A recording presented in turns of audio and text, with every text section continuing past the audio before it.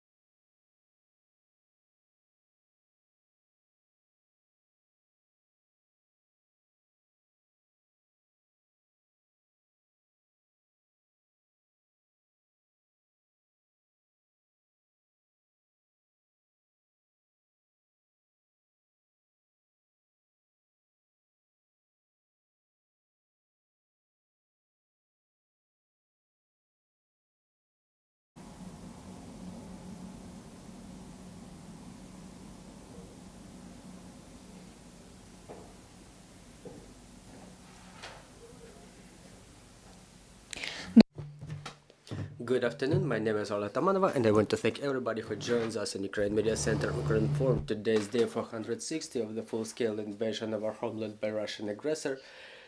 This night the occupiers inflicted another strike on our country. We were under fire this morning too. Unfortunately, now we will be talking specifically about this. This May was very hot, very difficult in terms of constant missile strikes, and joining us in line is Yurii Ihnat, spokesperson of the Air Force Command of the Armed Forces of Ukraine. Good afternoon, Mr. Yurii. Good afternoon. So, Mr. Yurii, what do we know about this morning attack? Are you asking about the night attack or this morning? I think that we better start with this morning attack. It's just fresh. It's been just now that the air raid alert was cancelled. In the morning, we've seen you reported that they were most likely the Iskander missiles. Do you have more precise information? Well, you see, well, let me double check. Let me double check this information right now, live. I'm hearing you. Yep. Good afternoon. Right now, we're double checking all the most important information about this morning missile strike. I'm reminding you, joining us online is spokesperson of the Air Force Command of the Armed Forces of Ukraine, Yurii Ihnat. The information is being updated on a constant basis, so we're waiting for the most recent details.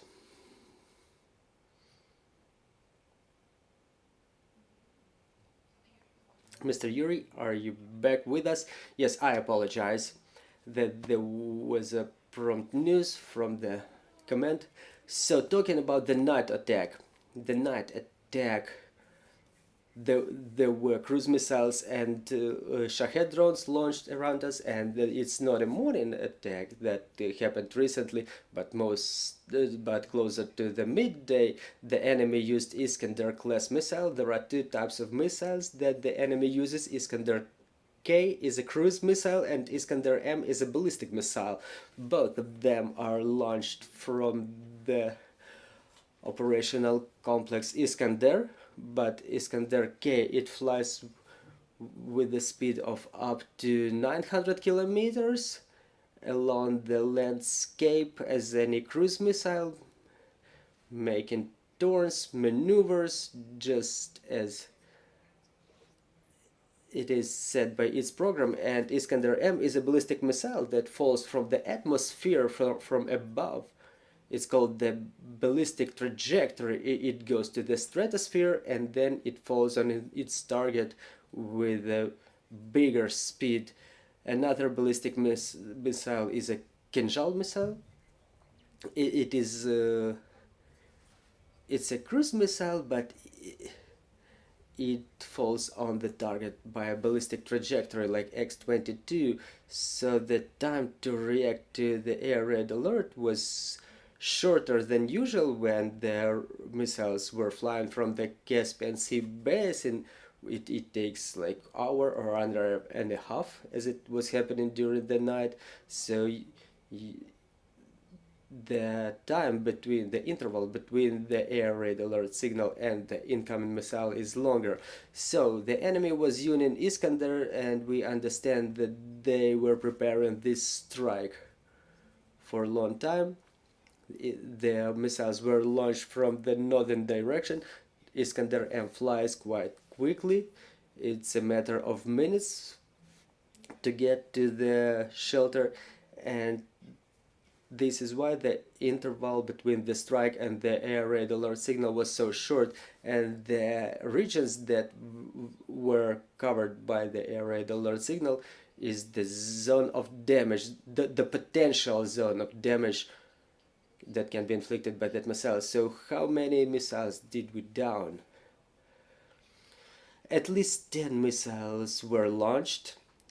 Of those times that I mentioned, Iskander K and Iskander M, now the information is being double checked. Maybe the commander-in-chief will post this information on their official webpage, but I can generally say that the work was successful. Well, we want to thank our air defense forces. Is the threat still on? Well, it's difficult to say whether the threat is still on, because in May the enemy keeps inflicting strikes almost on a daily basis.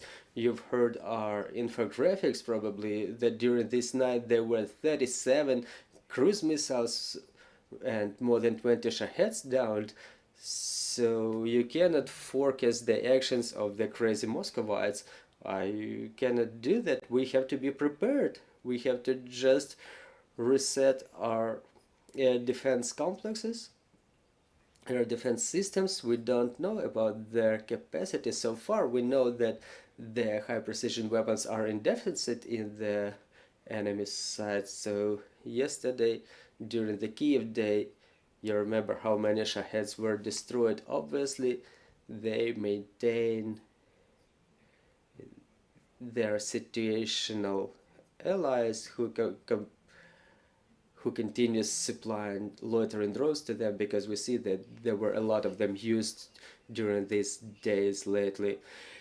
Mr. Yurii, will it be correct to say that this May is a record in terms of number of attacks, and the missiles and drones used, the frequency and intensity of the strikes? I would rather say that yes, they intensified their attacks. We were quite intensely attacked in the period of autumn and winter. The enemy was intending to destroy our infrastructure, and there were waves of about 100 missiles, 100 loitering drones during one attack. The enemy was attacking us less frequently but with more intensity. So it's not less drones, but now they combine it with the missiles. The number of missiles is smaller, but the frequency of the strikes is bigger, which may say that the enemy had a pause during the spring, and they accumulated certain reserve of those missiles, because unfortunately they continue manufacturing them, and the Central Intelligence Department reported that they can allow themselves manufacturing a couple of dozens of missiles per month. So we have to reinforce the sanctions that were announced, and recently in the eve of the summit of G7, another sanction package was announced by a number of countries, which included different businesses, legal entities, and individuals who help Russia to increase their arsenal, the lethal arsenal. So the sanctions may help in termination of manufacturing and to influence Russian economy in general. Mr. Yurii, what is the situation in our skies in the forward edge of the battle area? What's your assessment of the situation? Well, in the sky, in the front line. You know, the front line, it's not being filled with the planes. Sometimes it's just the fighter jets who approach the forward edge, both ours and enemies. The aircraft work on a distance from the forward edge of the battle area and away from the state border of the equator of the controlled by Ukraine. Well, the S-300 missiles, they keep working from the launched from the ground systems. The enemy uses guided aviation missiles and guided aviation bombs. There are dozens of strikes taking place on a daily basis by the enemy. There is no some specific intensification, but this is something that's going on a daily basis. The enemy tries to exhaust our land forces by their airstrikes, and our task is to down the most number of air targets possible. Recently we downed 2 Su-35 aircraft. The air defense forces worked quite efficiently.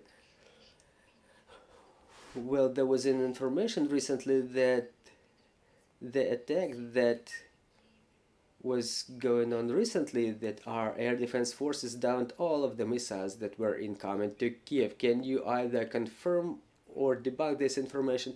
Well, we've just talked about this, that this information is about to be published in our official web resources, what was the exact number of missiles and what was the number that was downed, so you will be able to see that information in the page of the Commander-in-Chief. Dear colleagues, if you have any questions on the floor, please go ahead. Well, we don't have any questions, so I want to thank you for joining our broadcast. Sorry, we're having questions there. Sir, thanks very much for your time. What can you tell us about the targets of today's attack? Were they military? Were they civilian? Were they military targets in civilian areas, perhaps?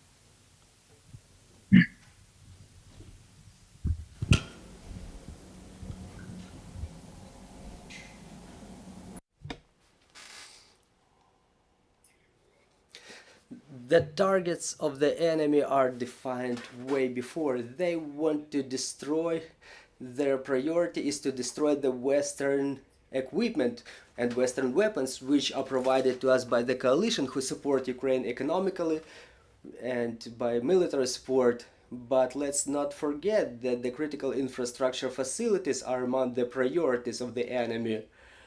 Other targets like strategic government facilities, which are numerous in Kyiv. I don't want to list all of them to frighten somebody, but again, the enemy continues to inflict a lot of strikes on the capital. Unfortunately, we are not able to find out what the targets are or were, because they were downed on the approach, and we cannot identify what was the exact target of the enemy, because it's the merit of the air defense forces who protect the skies above Kyiv, and the central region is the air command center. Their actions will be evaluated as quite efficient during this latest terroristic attack, because strikes on the cities with a more than million of people of population, that is something that should be legally assessed by the international institutions. Dear colleagues, if we have any more questions on the floor, please, you are welcome to ask.